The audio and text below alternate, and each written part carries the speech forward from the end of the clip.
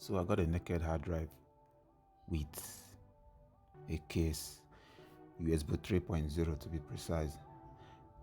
Plug it in on my PC. Hard drive was spinning, but it's not showing. So in this video, I'm going to show you a quick fix how I make it show on my Windows Explorer, just in case anyone out there is having the same issue. So I'm going to show you a quick way how I got it to work. Click on a Windows icon, search for disk management.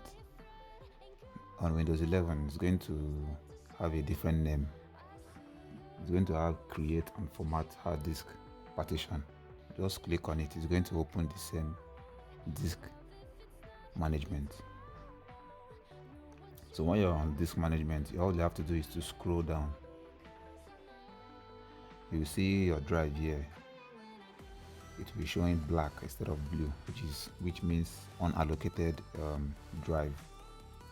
So what you have to do at this point is to right click, select simple volume, click next. You will leave the values, click next. Here you're going to choose the format you want. So I'm going to go with the default, which is NTFS, and maybe change the name to Elvis. Click next, and I'll click finish. It will change from black to blue.